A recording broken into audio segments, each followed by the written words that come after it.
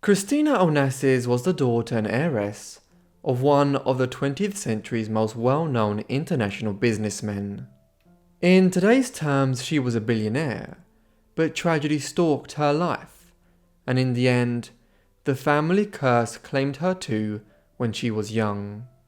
This is her story. Christina Onassis was born on the 11th of December 1950 at Leroy Sanitarium, later known as Leroy Hospital, in New York City. Her father was Aristotle Onassis, and her mother was Tina Onassis Livanos. She was their second and last child, an older brother Alexander having been born 2.5 years before Christina arrived. In order to understand the trajectory of Christina Onassis' life, we need to have an understanding of who her parents were and the wealth they attained. Aristotle Onassis, her father, came from a somewhat humble background, but his father in turn was a successful self-made man. Aristotle was born in Smyrna on the east coast of Turkey in 1906.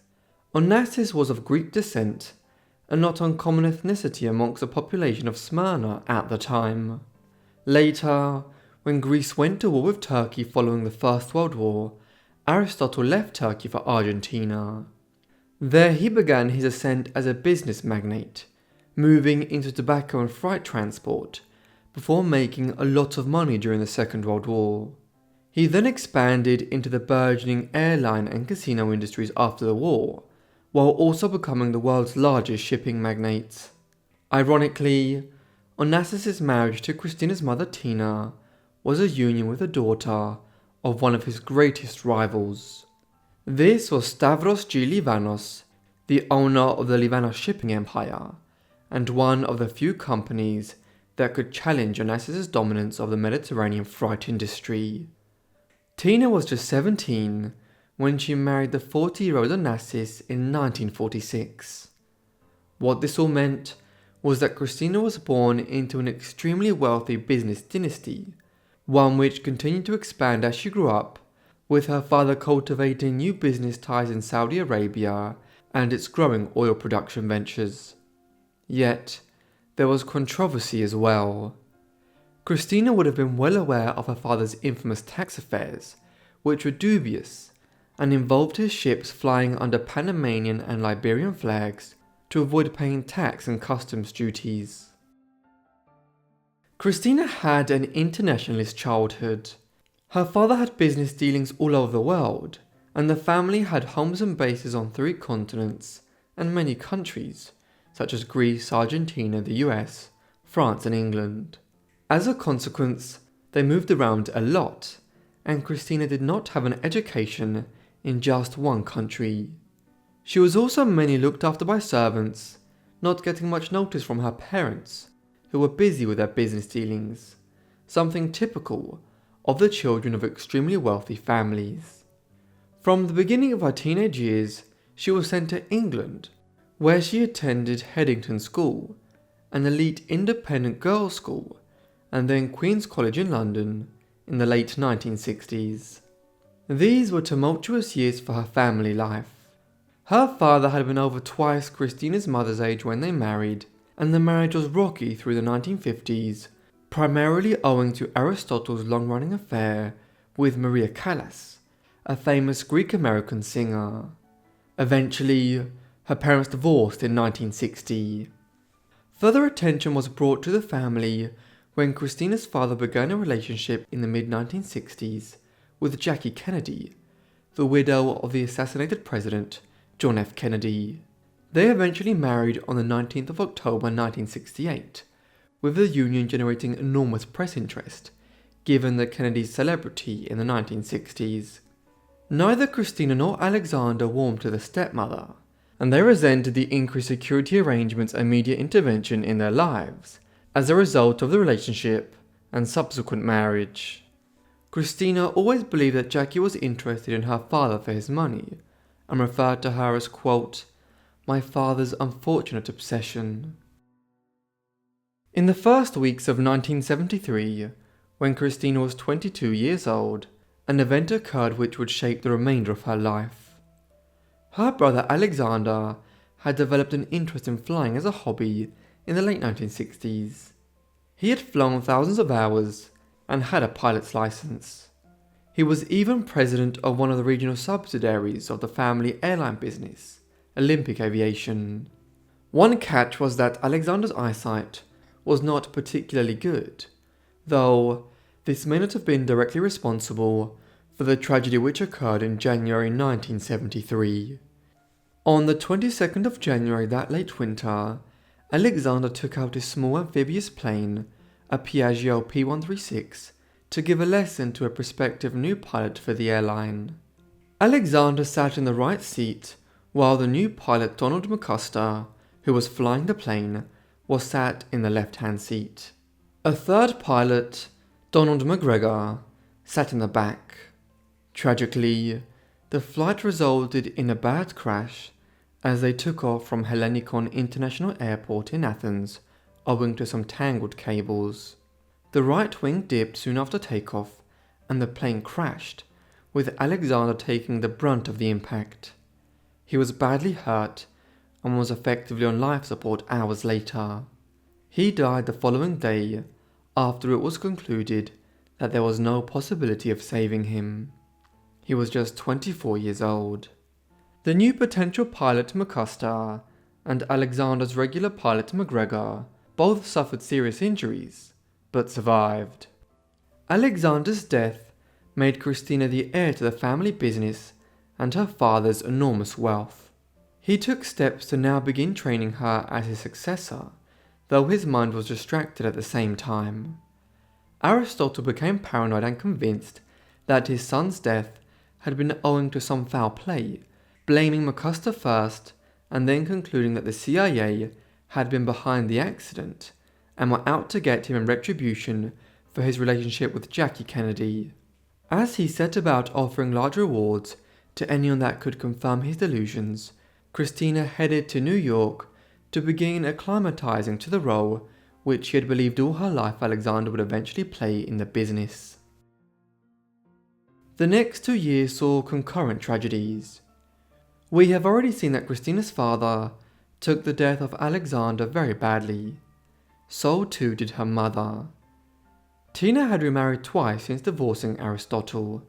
She had also developed an increasing problem with prescription medications, and this escalated following Alexander's death. On the 10th of October 1974, while staying in the Paris mansion she shared with her third husband, she suffered an overdose and died from a buildup of fluid in her lungs. Many people at the time and since have speculated that this was a suicide in despair following her son's death the previous year. Christina's final direct family member died just 6 months later. Her father had been suffering from myasthenia gravis, a muscular disorder, for several years. However, after Alexander's death, he stopped combating the condition, and the will to live seemed to have gone out of him. He died on the 15th of March 1975 in a Parisian hospital, supposedly from respiratory failure. With this, Christina had lost both her parents and her only sibling, all within the space of less than 26 months.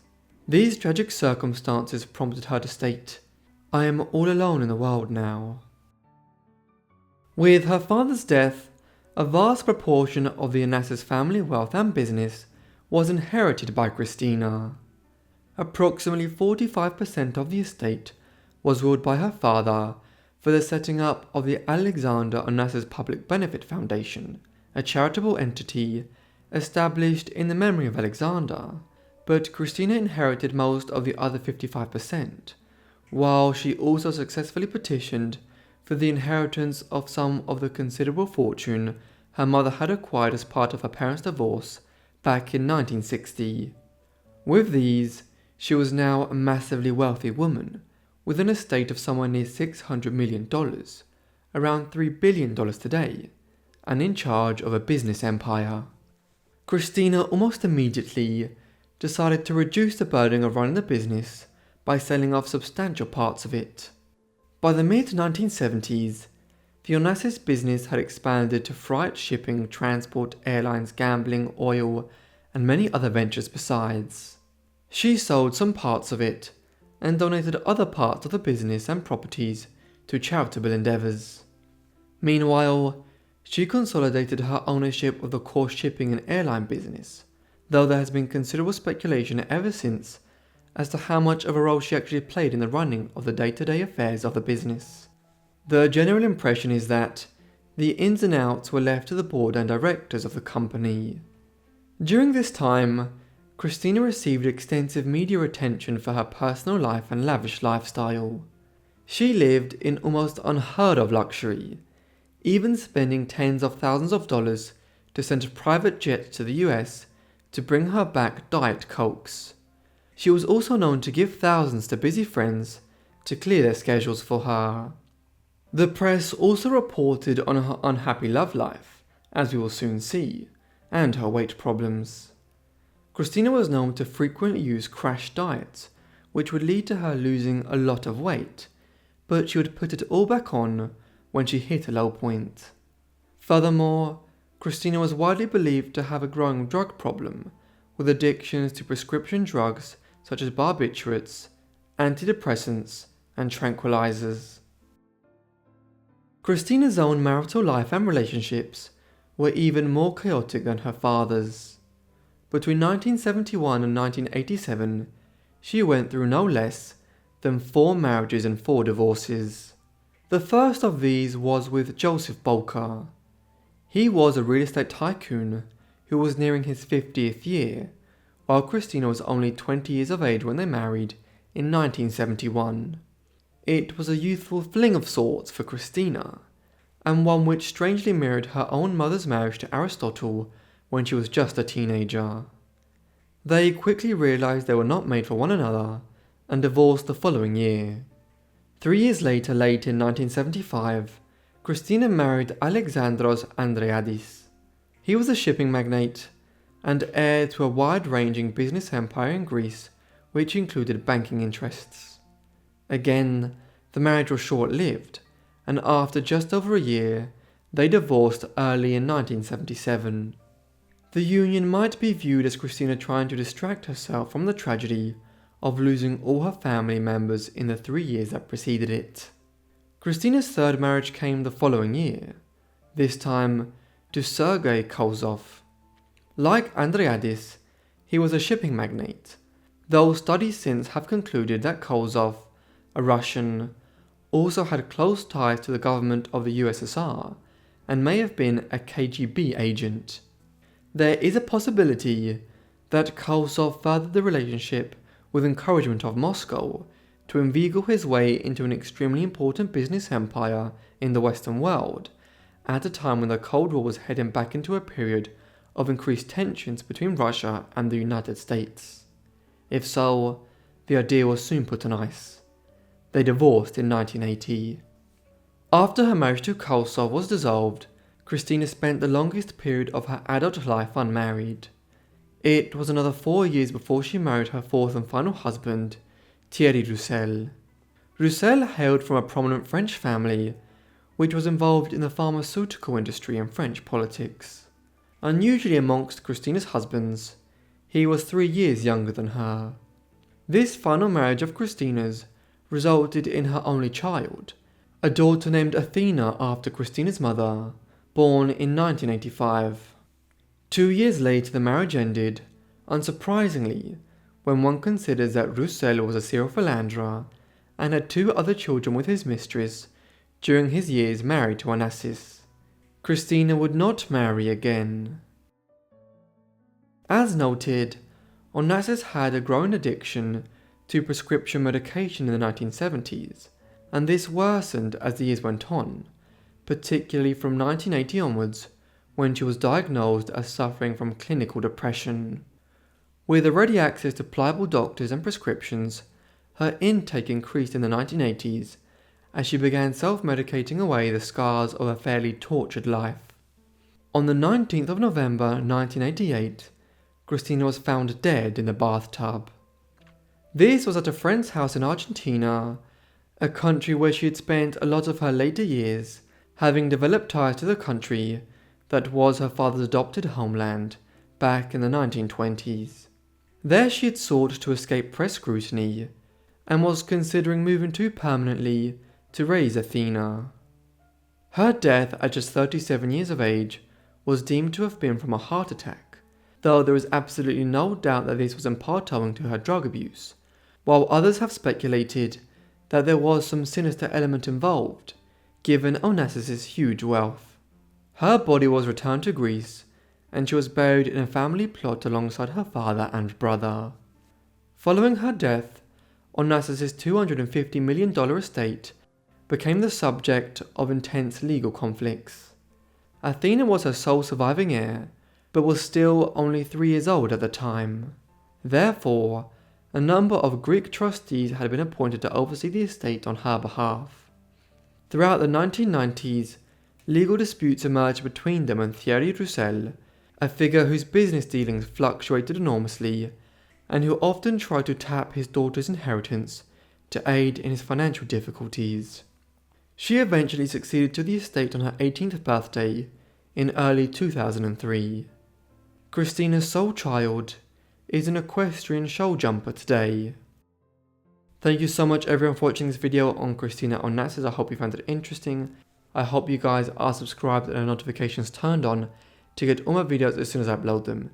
If you have any suggestions, also leave them in the comments. And anyway, that's everything from me, so I'll see all of you in the next Forgotten Life. Thanks.